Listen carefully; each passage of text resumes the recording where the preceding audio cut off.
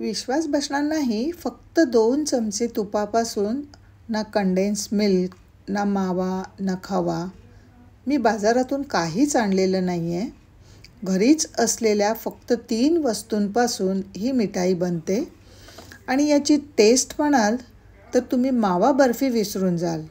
अतिशय सोपी अशी ही रेसिपी आहे. अचानक काहीतरी गोड खावंसं वाटलं किंवा मग प्रवासासाठी काही पटकन तोंडात टाकण्यासाठी पदार्थ हवा असेल तर झटपट अशी ही रवा बर्फी बनवू शकता.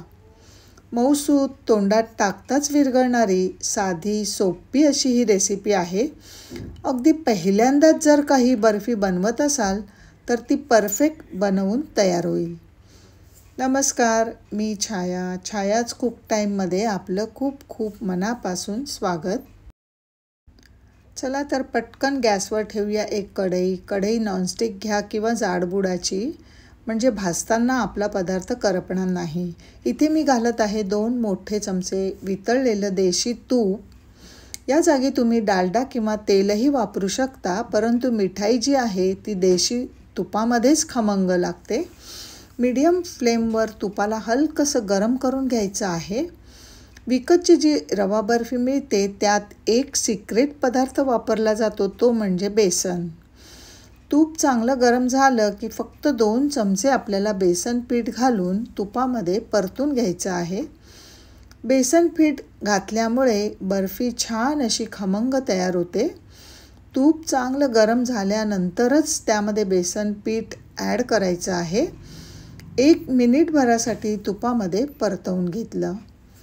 त्यानंतर मी 1 कप बारीक रवा घेतलेला आहे. ही बर्फी बनवण्यासाठी इथे आपल्याला बारीक रव्याचा वापर करायचा आहे. तुमच्याकडे जाड रवा असेल तर त्याला तुम्ही थोडं मिक्सरमधून फिरवून घेऊ शकता. आता रवा जो आहे तुपामध्ये व्यवस्थित असा भाजून घ्यायचा आहे. 4 ते 5 मिनिटांसाठी रवा भाजून घेऊयात. रवा भाजताना गॅसची फ्लेम अगदी लो ठेवायची आहे आणि लो फ्लेमवरच रवा भाजून घ्यायचा आहे. आपण रव्याची बर्फी बनवतोय आणि हाय फ्लेमवर जर रवा भाजून घेतला तर बर्फीचा रंग बदलू शकतो. आता रवा कच्चा पण राहायला नको आहे, त्यामुळे अगदी मंद आचेवर आपल्याला रवा भाजून घ्यायचा आहे, जेणेकरून रवा देखील परफेक्ट असा भाजला जातो, त्याचा कलरसुद्धा बदलत नाही.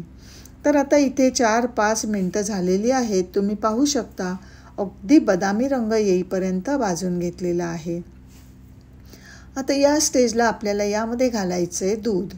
दुधाऐवजी तुम्ही 3-4 चमचे दुधाची साय देखील वापरू शकता. असं दूध घातलं की आपला रवा जो आहे तो छान फुलतो. त्याचा एक कण छान फुलून येतो आणि आपली बर्फी अगदी मऊसूत तयार होते. तर अगदी 2 मिनिटासाठी याला परतून घ्यायचं आहे. दूध घातल्यामुळे आपला रवा छान फुलून आलेला आहे. तुम्ही टेक्स्चर पाहू शकता. रवा छान भाजला गेलेला आहे. या स्टेजला गॅस बंद करूया. आता पुढची स्टेप पाहूया. तोपर्यंत हा रवा गार होईल. आता नेक्स्ट वस्तू मी घेणार आहे ती म्हणजे दुधाची पावडर.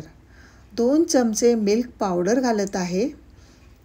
10 रुपयाचं बाजारात पाकिट मिळतं, ते यात घालू शकता. या मिल्क पावडरमुळे बर्फीला छान स्वीट टेस्ट येते, त्यामुळे जरूर इथे आपल्याला घालायची आहे. व्यवस्थित मिक्स करून घेऊया.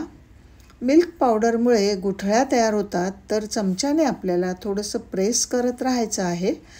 गॅस मी बंदच केलेला आहे आणि फक्त मिल्क पावडर यामध्ये मी मिक्स करून घेत आहे. नेक्स्ट आपण तयार करूया पाक. त्यासाठी गॅसवर चढवूया दुसरं पॅन. पाक आपल्याला एकतारी नाही करायचा, फक्त बोटांना चिकट लागेल इतकाच पाक तयार करायचा आहे. ज्या कपने रवा घेतला होता त्याच कपने अर्धा कप पाणी घ्यायचं आणि त्याच कपने 1 कप साखर घेतलेली आहे. लक्षात ठेवा, नेहमी पाक बनवताना साखरेच्या निम्म पाणी घ्यायचं. उकळी येऊ देत.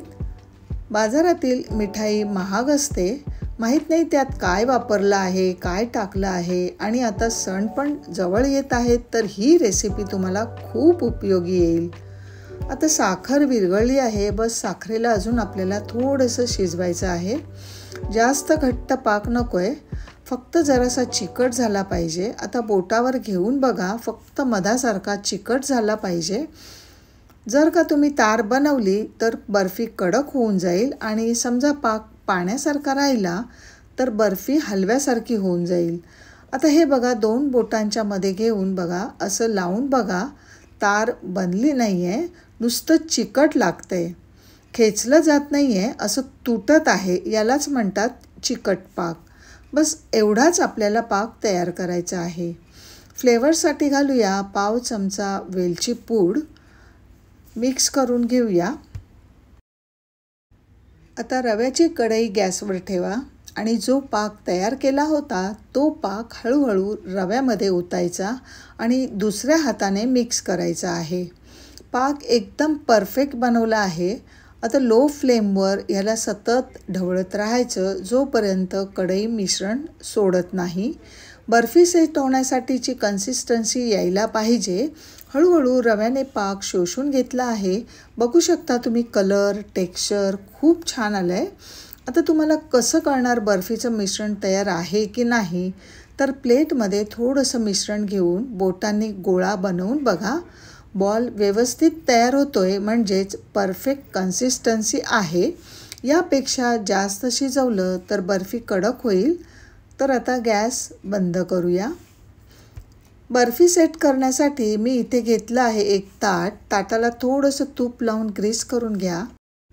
सर्व बर्फीचं मिश्रण यात टाकूया. चमच्याने इव्हन करूया.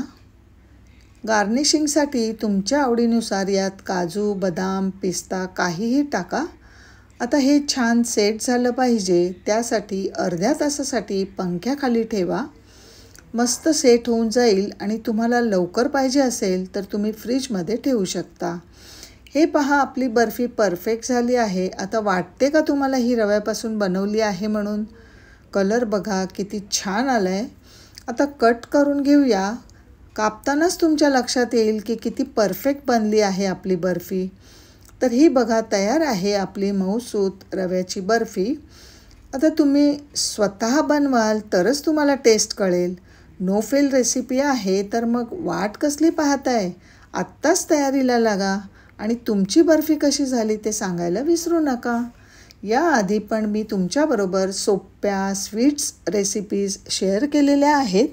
जर तुम्हाला माझी रेसिपी आवडली तर प्लीज लाईक करा, शेअर करा आणि आपलं चॅनल छायाच कुक टाईमला सबस्क्राईब करायला विसरू नका.